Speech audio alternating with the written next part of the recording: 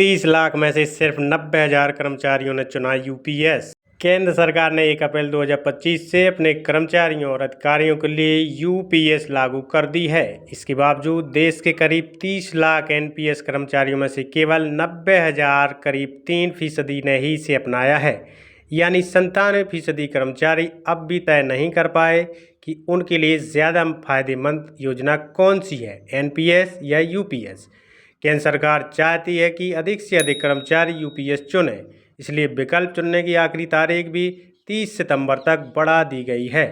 लेकिन अभी की स्थिति यह है कि लंबी सेवा वाले कर्मचारी एनपीएस में ही भरोसा कर रहे हैं। हालांकि रिटायरमेंट के करीब पहुंच चुके कर्मचारी यूपीएस का विकल्प ले रहे हैं। इधर मध्य प्रदेश में भी मुख्यमंत्री डॉक्टर मोहन यादव ने यूपीएस लागू करने की घोषणा कर दी है। राज्य में इसके नियम बनाने का काम चल रहा है और सितंबर तक इन्हें अंतिम रूप दे दिया जाएगा। प्रदेश में फिलहाल 207 आईएएस अफसरों और करीब 450 आईपीएस और आईएफएस अफसरों को एनपीएस और यूपीएस में से एक विकल्प चुनना है। ऐसे में वे भी असमंजस में हैं। मध्य प्रदेश के एसीएस वित्त मनीष रस्तोगी बोले, यूपीएस लागू करने को लेकर चर्चा जारी है। केंद्र से दिशा निर्देश मिल रहे हैं पर अभी तय नहीं है कि कब से लागू होगा। सभी पहलुओं पर विचार हो रहा है।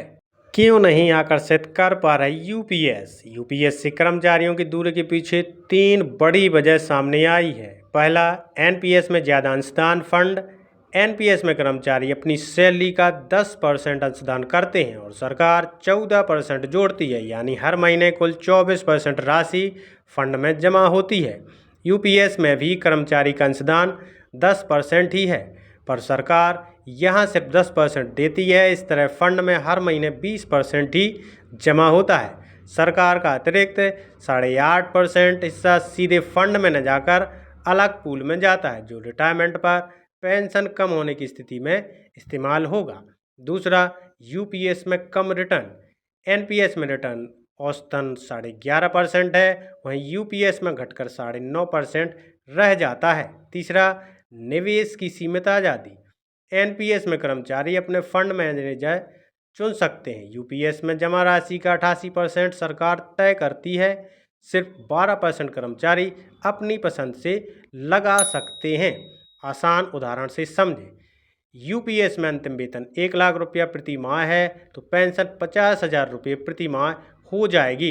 रिटायरमेंट के बाद मृत्यु हुई तो पत्नी को 30,000 रुपये पेंशन मिलेगी। वही एनपीएस में पत्नी को उतनी ही पेंशन मिलेगी जितनी पति को मिल रही थी। कर्मचारी की मृत्यु के बाद पत्नी को जमा कॉर्पस फंड से पेंशन दी जाती है।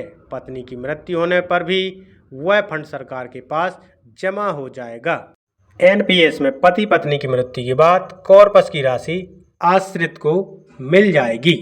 नौकरी का कम समय बचा है तो यूपीएस बेहतर। मध्य प्रदेश कैडर की कई आईएएस का कहना है कि लंबी सेवा करने पर एनपीएस ज़्यादा लाभ देगा। उदाहरण के लिए 35 साल नौकरी करने वाले अफसर की एनपीएस में लगभग 3 करोड़ रुपये जमा होंगे।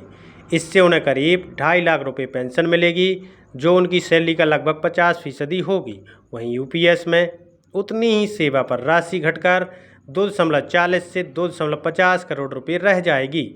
इससे पेंशन करीब 1 लाख रुपये ही बनेगी। हालांकि जितनी नौकरी का समय बचा है, जैसे 25 साल, वे यूपीएस चुन रहे हैं क्योंकि इससे रिटायरमेंट पर कम से कम 50% तय पेंशन की गारंटी है। अब जान लेते हैं एक्सपर्ट का क्या कहना है। 50% पेंशन की राशि चाहिए तो यूपीएस, मार्केट से रिटर्न चाहिए तो एनपीएस बेहतर। अब यूपीएस को कम लोग ही चुन रहे हैं क्योंकि ज़्यादातर कर्मचारियों को इसकी पूरी समझ नहीं है। जो लोग पहले से एनपीएस में हैं उन्होंने इसके फ़ायदे समझ लिए हैं, लेकिन यूपीएस के फ़ायदे समझाने में थोड़ा समय लगेगा। सरकार ने एनपीएस पर आलोचना के बाद एक विकल्प के रूप में यूपीएस पेश किया है। अगर किसी को पेंशन की 50% गारंटी चाहिए तो यूपीएस बेहतर है, और अगर बेहतर मार्केट रिटर्न चाहिए तो एनपीएस अच्छा विकल्प है। कर्मचारियों को इनमें से एक ही चुनना होगा। यूपीएस नई व्यवस्था है, इसलिए इसे समझने में समय लगेगा। यही वजह है कि इसे लेने की समय सीमा बढ़ा दी गई है तो साथियों, यूपीएस या एनपीएस में बेहतर कौन सा है, आप कमेंट करके बता सकते हैं। ऐसे ही महत्वपूर्ण अपडेट के लिए बने रहें आपके अपने यूट्यूब चैनल टीचर पॉइंट पर। नमस्कार साथियों, जय हिंद, वंदे मातरम।